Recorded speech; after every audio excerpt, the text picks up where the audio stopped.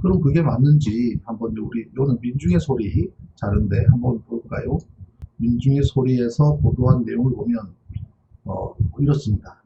탄약고 안에, 요 천안함 탄약고 안에 쫙 정돈된 탄약의 내용입니다. 어뢰를 맞은 배에 탄약이 이렇게 정갈하게 정돈이 되어 있다는 것이 말이 안 된다라는 것이 이제 보도의 내용이었습니다.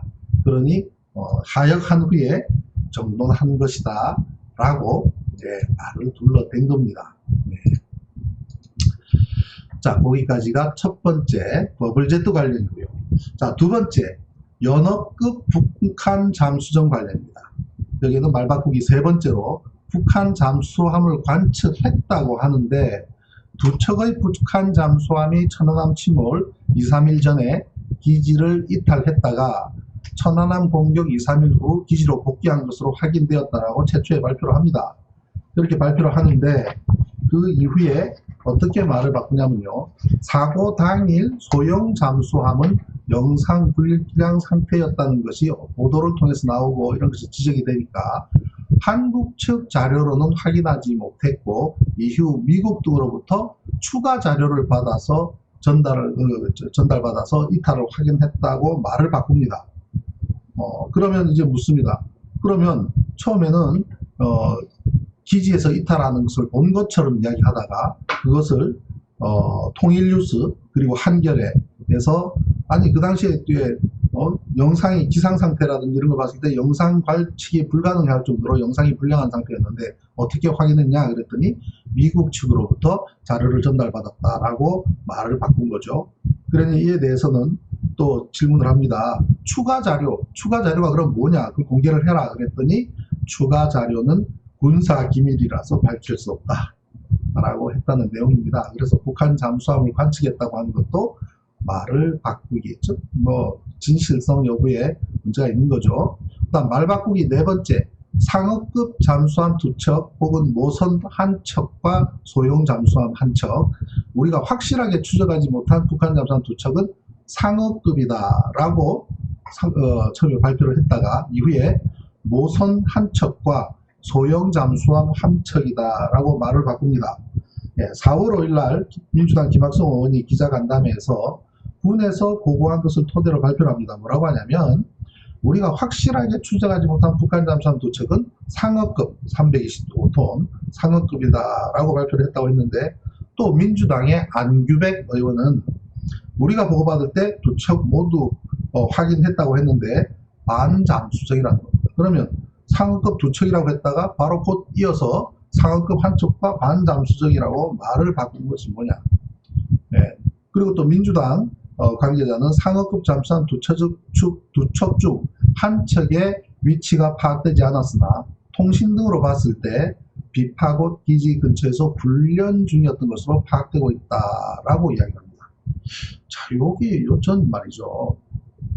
여기서 우리 참여연대에서도 그 부분을 언급을 하지 않았는데 저는 이거 굉장히 중요하다고 생각합니다. 왜냐하면 제일 꼭대기에 상어급 잠수함 2척 중 1척의 위치가 파악되지 않았으나 통신 등을 봤을 때 비파곶 기지 근처에서 훈련 중이었던 것으로 파악된다. 자, 어떤 생각이 드십니까?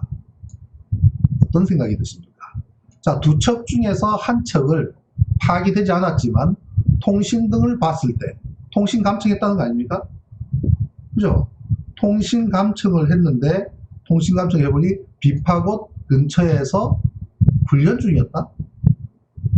북의 잠수함이 내려와서 이 남쪽의 초계함을 격파시키는 미션이 진행 중에 있는데 비파곶 근처에서 훈련을 하고 있었다? 안 맞잖아요. 만약에 그것이 북의 공격이 맞다 그러면 북의 해군 전체는 초비상 상태로 스탠바이 하고 있어야 되는 거 아닙니까? 그렇지 않습니까? 왜냐하면 공격을 하면 당연히 반격이 있을 수도 있고 그러면 어떤 일이 벌어질지 모르는데 북은 전체가 전투 상태가 돌입되어 있었어야죠. 바로 이게 민주당 관계자 발언에서 상어급 잠수함 2척 가운데 1척이 어디로 갔는지 위치가 파악되지 않았는데 통신을 봤을 때 그 부근에서 훈련 중이었다. 그러면 그거는 특이한 사항이 없었다는 것을 말하는 거나 마찬가지입니다. 예. 네, 그래서 그러한 말 바꾸기 속에서 또 그 상황의 진실이 또 드러나는 겁니다. 그 다음 또 다섯 번째 말 바꾸기로는 북한 잠수함의 능력과 관련해서 김태형 국방장관은 기지에서 보이지 않는 잠수함 두 척이 있으나 북한 잠수함은 오랫동안 자망할 능력이 없고 백령도까지는 거리도 멀고 느리게 움직일 수밖에 없기 때문에 연관성이 약한 것으로 보인다 라고 처음에는 그렇게 이야기를 하다가 나중에는 말을 바꿉니다. 연어급 잠수정은 2005년 이후로 보이고 있고 속도가 빠르고 어뢰를 발사할 수 있다라는 식으로 말을 바꾸기를 합니다. 이게 말 바꾸기 다섯 번째. 그리고 말 바꾸기 여섯 번째는 연어급 잠수정의 폭이 3.5m에서 2.75m로 또 3.2m로 또다시 3.5m로 여러 차례 바뀌게 됩니다. 그에 대해서는 데이터가 제대로 쓰는데 구글 영상으로 찍어서 그거를 폭을 재봤다. 아니 잠수함의 이 폭이 늘었다 줄었다 하는 것도 아닌데 그에 대한 데이터도 없어서 계속 이제 말 바꾸기 그 부분도 지목을 했습니다. 자, 말 바꾸기 일곱 번째, 연어급 잠수정의 영문 이름 연어 YEONO냐 아니면 YONO냐 아니면 요노냐. 이 요노는 이제 이란 잠수함, 이란의 잠수함의 요노급이 있습니다. 예. 그런데 연어급이라는 것을 유엔 안보리에 보냈을 때의 연어급이라고 하는 거를 YEONO라고 해서 표기해서 보냈는데